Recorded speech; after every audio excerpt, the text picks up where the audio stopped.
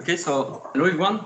So today I will talk about how we can correct about stellar activity as it's written as a PCA decomposition on a compact representation of spectrum that I will also call shell later. So don't be disturbed if you see the terms later. I realized actually that I am invited is a GPRV meeting, and I never mentioned actually the GP in my presentation, so I had the slide of introduction to illustrate it. I think the problem today is not a stellar activity problem, it's really the fact that we don't have the good model to fit our data. And it's more general than just stellar activity, it's also, as we showed this morning, with the instrument as well. And so let's say that you have an observable, which is just your circle here, and your star, your radial velocity, the Keplerian signal, the star. We are basically all trying to fit a square on a circle. So sometimes it works, and sometimes basically as soon as you change your data, you have some hole in your data, you have some bad time sampling, and you don't recover the good signal.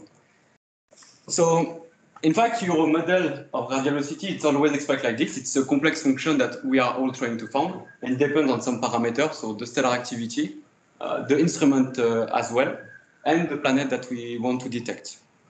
And really don't underestimate the instrumental, because for instance, when you use full resolve, calcium, and so on, I can tell you that you have instrumental systematics on them as well. And the GP in that, it's there because we are trying to compensating our lack of information about this other proxy by updating the model in complexity. So what we have is actually a long vector, so 100,000 of entry, and we're projecting, as we see also sooner, in a scalar value, which is a single value. And I think it's quite a shame to do that. You can do far better than this, and it's clear that when you make this projection, you are losing a lot of information. I think we all understand that. And so there is different way to make that projection. So the first one, it's, as you know, the CCF. You make the cross correlation with the template. You have another way to extract it, which is the forward modeling that Florian just presented, where basically you take the reverse side, so you try to modelize your spectrum with everything that you know, basically, and you try to, with your IP profile, some transmission spectrum, and the theoretical stellar spectrum. And you have a last method, which is actually a kind of, I would say, modification of that method, which is template matching. And template matching, it's the other way. It's the last equation. So basically, you assume that your IP profile is fixed in time. So it's not the case for all the spectrograph, but for HARPS, it is the case. And it really simplifies the mathematics. And what I will present is actually a template matching method. So let's go more into details. If you take the equation which is there, you have your observed spectrum, which is just the product of a distortion of your spectrum with a shifted template. And if you want to have some feeling about what it represents, if you take the code of Xavier, the line by line, for instance, it's just a template matching method on a single line profile. So you express your spectrum as a template, and you have a shift in X, in Y, and you can also crush your spectra along the Y-axis. Now, as I told you before, the problem with the template matching is basically, for instance, in the code of Xavier with the line by line, we don't take into account tellurics. So it means that if you try to fit with the line by line, a line which is crossed by a telluric, your model is not complete. This is what we were saying at the beginning, and so you have a contamination. And this is what we are seeing here. We have a line which is crossed by a tellurics, and you see it is affecting radial velocity of 300 meters per second. So of course, the telluric is not a radial velocity shift, but it's just because my model is not complete that I have this radial velocity at the end. So in my case, I don't really care about the tellurics because I use, in fact, I will work with the spectra corrected by Yara, so perhaps some of you know what is it. So it's basically the idea that you take all your spectra observation and you're making some template matching both in the wavelengths and the time domain to remove all the systematics. So here you have a representation of them. You can go in the paper. I won't insist too much on them because perhaps Xavier will mention them. So let's go back to the line by line. In fact, when you make template matching, the only thing that you have to specify is the scale lambda function, which is the distortion of your spectrum, basically. And if you look at the literature about template matching, what people do so far, it was just a polynomial fit. So it was there to fit the imperfect continuum because your continuum is changing based on the instrumental consideration. And so in my case, I don't use a polynomial because I work with the spectrum normalized by Racine. So here you have an example of a normalization by Racine. And in fact, you will see that because I'm working with 1D spectrum, first, a polynomial is not a good description of a 1D spectrum. And in fact, I don't need to normalize them because they are already normalized. So I don't need to take that into account into my k lambda function. So the question is, okay, but how do you parameterize this k lambda? And there is different way to do it. And what way is what proposed by Davis et al. In 2017. And what they say is that, okay, you just make a PCA on your spectra, and your PCA component are basically your k lambda function. So you can then fit this basis. So theoretically, it's possible to obtain this function, but the problem is that you need a really high signal-to-noise ratio. And in fact, most of the time, it's not possible. So at that stage, I say, okay, I have no idea what is my k lambda function. I will just assume that it's 1. So I assume that my observation is just a shifted version of my template. And if you do the linearization of the above equation, this is performed in Bushi et al. 2001, you basically get the equation on the bottom, which is that the delta flux variation, which is the difference between your observed spectrum and your template, it's simply a function of the gradient of the master flux, the radial velocity, and the wavelength. So here you see basically this function, which is here. So you see the parametrization, this is the k lambda. And this function seems complex when you plot it in wavelengths. But if now you make this change of variable, so you don't plot it as wavelengths, but you plot it at flux versus gradient of the flux, that I also call the FF prime. Sorry, Suzanne, to stole you the, the acronym. But if you go in the FF prime space, you see that it's just a linear function. So the delta flux, which is the color scale, it's just the x gradient along this axis. So this is for a subpart of your spectrum. As I told you at the beginning, we don't have only 20 points. We have actually 100,000 of them when you have a spectrum. If you plot the full spectrum, it's looking like this. And this is the Doppler shift in that space.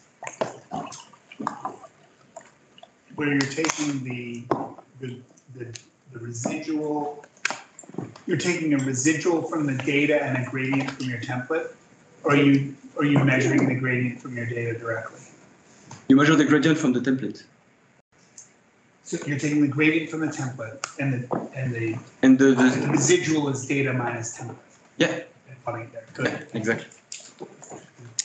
And so the only question that was that should wonder you for the moment is, okay, did I have the right to write my k lambda function as a function of FF prime? So when I say that, what I'm telling is that the distortion of my spectrum is only a function of the line profile itself. So actually, it's a strong hypothesis, because it means that if I have two lines on my spectrum, the variation that I see is only a function of the line profile itself. And if you have, for instance, iron lines or, I don't know, nickel lines, perhaps you don't expect to have the same effect. So it's a strong assumption, but this is the assumption that I made. And just to prove to you that it's working, here on the left, you have, again, a pure Doppler shift. You see this gradient along the x-axis. I take now a spectrum of alpha SNB at the summit of the rotational modulation here, and I make exactly the same plots. And what goes out is that. So it's very close to a pure Doppler shift, but it's not exactly equivalent to it. And so actually what we are all trying to do is to find the difference between that representation and that one. And you see, for instance, you have some green points here, which is completely not possible with the real Doppler shift. And this is how you can basically disentangle stellar activity. And the fact that you have a smooth representation also means that stellar activity is a smooth representation in that space. Otherwise, I would just have some random noise. So how do you parameterize that space? It's really simple, in fact. You just have to bin in that space. It's really, so you have to bin in the FF prime space. It's exactly the same that when you are binning in the velocity space with the CCF to increase the signal-to-noise ratio. And then you need, in fact, to define a basis. So the basis of this 2D function, it's exactly the same that the model that you fit on your Gaussian. If you fit a Gaussian, big Gaussian, skew Gaussian, random Gaussian function, it is the same. So this is this basis. And the only thing that I required was that one of these components will be the Doppler shell that I mentioned at you at the beginning, which is the Doppler shift. So how I found the basis, so as I told you, I had no idea. So what I fit, that when you have no idea, you fit a PCA. And this is the result of the PCA. And actually, you see the basis elements. And what is astonishing is that, okay, so what I give to the PCA, it's only the location here, which are the bin points. And you see that I never asked to the PCA to produce to me a smooth map. And in fact, the result of the CCF, it was this smooth map that I mentioned. That really means that the deformation of your profile due to activity is the smooth variation, what we, I think, all expected. And what is also, so now how do you correct for the radial velocity? So I make something that really different from all of you, I think. I just make a multilinear model, in fact. So sorry, at least for that. And I think that perhaps I look for you a bit like a caveman of the Stone Age by doing this multilinear model. But you will see actually that it's really efficient. And you force the first component to be exactly radial velocity. Right? Yeah, so I forced the PCA to do this. Maybe you took that out, and then PCA on the rest. How I forced the first component. So what I perform is that first I perform the PCA, I obtain the basis, then I make a Gram-Schmidt after generalization algorithm.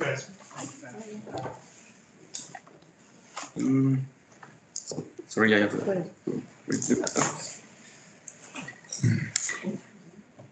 So it's just a multilinear decorrelation, the model itself. And here's the result. So here you have the, I don't have them, but I have them on my screen. It's just a small delay. Okay. And so here you have the periodogram of each of the components. And you see that the 4 of them contain the rotational period. So it is again at phase NV, 5 years of data. Here it is the coefficient of the Doppler shell that you see here. So first you see that you have a real Doppler shift induced by stellar activity. That's why it's so hard, because you have a real Doppler shift. And here, what is here is simply the linear decorrelation by the 4 proxy. And what you see that goes out, it was a planet that we injected at the beginning, and that we were not able to recover initially, and that become the dominant signature.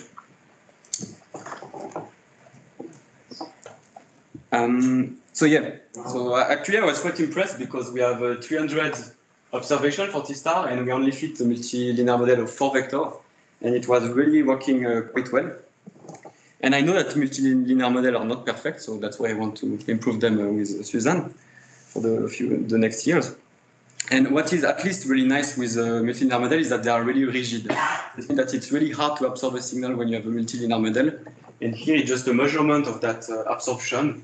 So you just take the basis of 4 vectors and you project circular orbits on them, and you see how the amplitude is absorbed. And here it is the T-plot, so it's the absorption of the signal as a function of the period. And you see that even at the rotational period of the star, we don't absorb more than 25%. I mean that if a planet would have exactly the rotational period of the star, we won't absorb the signal more than 25%.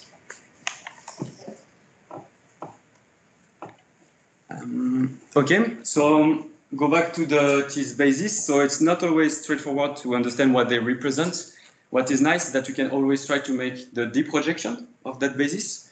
So what you do simply is that you see that the line profile is simply a loop in that space. So you can interpolate those maps on the FF prime space. You simulate a loop and you extract the delta flux variation. And so if I just take an example, I take the Doppler shift, which is here. I make the projection. You recover this plus minus signal on all the lines. And here it's 9 different line profiles. So it's line in the blue, in the green, and in the red. And it's shallow, intermediate, and deep lines, simply. Basically, you see that you recover the same signal, which is the Doppler shift. If now we look the stellar activity, which is this one, which is looking, so you see that it's a Doppler shift of shallow lines. It's a core depletion of intermediate lines, and it's actually a core broadening of really deep lines. And what is really nice is that in that representation, all the effects are encapsulated in the similar, with the same, I would say that, with the same parametrization, in fact, of the spectrum. So what we found is that we don't find any color dependencies. You don't see any difference from the blue to the red. So it's something that has been demonstrated, I think, for slow rotating star in the visible. You don't have any color effect. You begin to have if you go in the near infrared or for fast rotating star. And actually, what we found is that actually we have a clear line depth effect, and this goes in the same direction that the result that we found for alpha SNB in 2020, where we saw that the line depth effect was the main physical parameter which was leading to the stellar activity signal. And so actually this result was the main reason why I developed the shell framework to keep the line depth dependencies. So what is the drawbacks? So we perform some signal to noise simulation requirement. So we take the data of alpha SNB, which are on the top, the nominal signal to noise ratio, which is at 600, and we simply made photon noise injection on them. So you see different realization of signal to noise ratio. And we just redo the shell decomposition, so it means the PCA and the multilinear fit. And we see how good we were correcting for the rotational period. And here is the result. So you see the black one is in the raw parallelogram. And here it's 4 different realizations of signal to noise ratio. And you see, as you can expect, that at low signal to noise ratio, the method don't work because you don't have enough information. And actually, we see that as soon as you have 250 of signal to noise ratio, the method begins to work very well. And we plot it in a different way, which is like this. We integrated the power in that region, and we plot it as a function of the signal to noise of the spectrum. And what I really like in that graphic is basically you see that after 250, you don't win anymore. It means that your model plot in this shell framework has completely recovered all the distortion of your profile, and you don't gain so much to win, to go there. The drawback is that you see it is a huge step increase, which means that you need this signal to noise ratio to detect the features actually. So why such a high signal to noise ratio? I think it will be my last slide almost. So in fact, you have a strong difference between a CCF on the left and a shell on the right.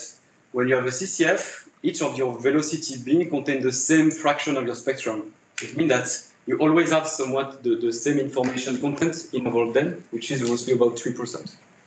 When you have a shell, it's absolutely not like this. If you look, so in the paper we plotted the part of the spectrum which is falling in each of these beams, you see that the numbers they are changing a lot. And in fact, because of that, so you see, for instance, here you only have 0.1% of the spectrum, whereas here you have 30% of your spectrum which is falling there. And it has a huge consequence because it means that you have a lot of noise which are beginning to develop on the border of the shell, simply because you have a lower statistics there. And here you see example of the shell for the different representation of gain for alpha and B. So this is the nominal value. And you see how they begin to degrade with the signal to noise ratio because you begin to have this border instability that developed.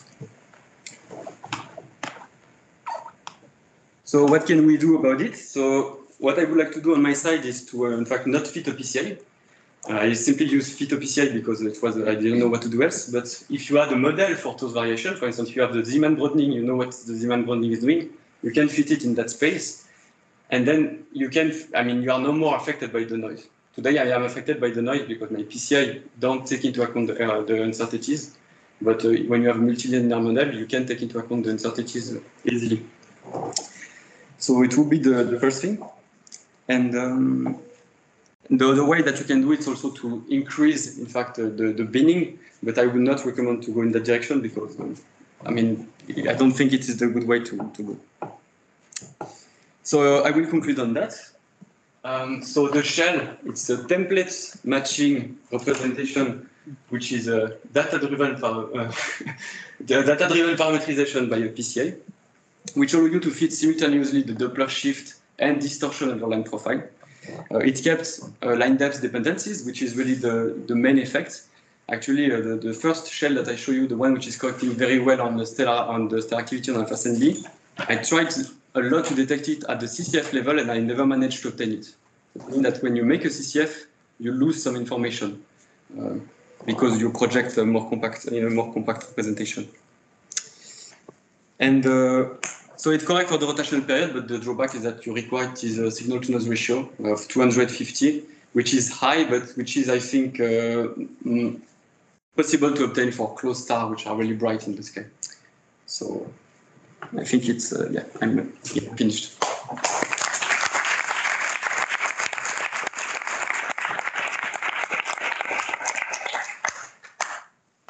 Are there any questions? This was very interesting. Thank you. Except for the SNR, how much are you affecting your sampling scale compared to the orbital period or the rotational period of the star? You mean for the shell themselves? Yes, for reducing the data-driven parameterization. So in fact, when you have the shell framework, you don't care about the time sampling, because what you care is the distortion of your line profile. So now what is important is that when you make the PCA, which is trying to find the highest degree of variance in your data, you need to probe the stellar activity in a homogeneous way. So that's the thing that you need. Now I think that if you have long-term follow-up with regular observation, the job is done automatically. So I didn't have a good answer to tell you because it will depend on the sampling and how your activity is doing and the phase of the signal and so on. But yeah. So I love this, and it's a very nice visualization of the problem. You could extend this in a lot of different directions. For instance, you could add F double prime and work in a cube rather than in a 2D image and do the PCA of that cube. Because in the F double prime direction, there should be no correlation. So that's actually adding another kind of direction that should be orthogonal. It would add a lot of orthogonal information, orthogonal to your radial velocity shift. But then when I was realizing that, I was realizing actually you could do any operator on the spectrum. Like you're considering F and F prime, but actually you have the freedom to do every possible local operator. And there's a Hilbert space of such operators. So anyway, it really feels to me like there might be like a feature engineering thing here that you could really build like the best possible operator to make this relation. Anyway, yeah, it seems very powerful. That seems to me to link this in some way to wobbling, in the sense that you're basically, in wobbly also we talked, I remember when the paper came out, about adding some other operators to the one that were considered. And we have these rich residuals. Wobbly gives us these beautiful residuals, and we actually don't know what to do with them. And this is one of the suggestions. Are there any more? So you say you don't use the uncertainties of the data to do the PCA. Okay. Have you excluded any data that you think has an error bar that is too high? Because no, so what I did is that I didn't have so much time to mention it. Is that on that one, actually in the algorithm, when you want to improve the error bars, as I told you can increase the grid of the size, for instance, in grid. What we did instead is that we rejected on the border of the shell the elements where indeed the jitter was too high. So you just remove them before to feed the PCA, such that your PCA is not trying to feed the noise. So yeah. Yes. So we have a question on Slack by Eric. As you explained, both CCFs and these are forms of dimensional reduction. With your shells method not reducing as much as traditional PCA. Is there a physical reason that inspired this particular form of dimensional reduction? For example, when would you expect this to be advantageous as opposed to computing multiple CCFs for line in different depths? So about the CCF or about the shell? What is the reason for the representation? About the shell. About the shell. So the shell, it was really simple. I wanted a variable which was tracing my Doppler shift. It was the gradient of the flux. And I wanted a variable which was the line depth. So it was my flux. So, and that's all. And when do you expect this to be advantageous? Like particularly when you, as opposed to computing multiple CCFs for lines of different depth? Line by line. So it's a good question. I think first because it's done in one way, so you don't have to parameterize. You don't have to say, okay, I make a cutoff for about 0.20 or about my lines. But I think it goes in the same direction. Get the same result. It's that you don't have to make some arbitrary cutoff in that space because the shell already contains that space inside it.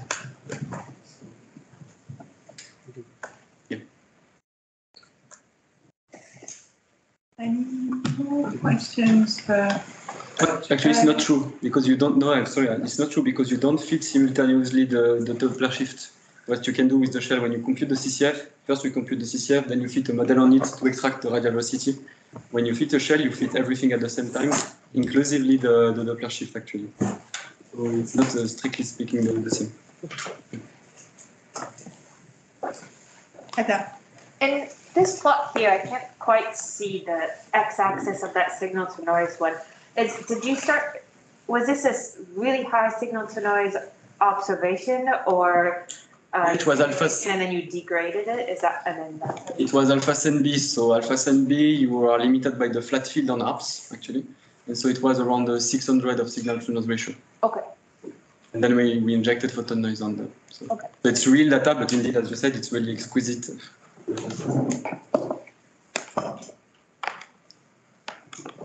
Okay. So I think we can thank Michael again.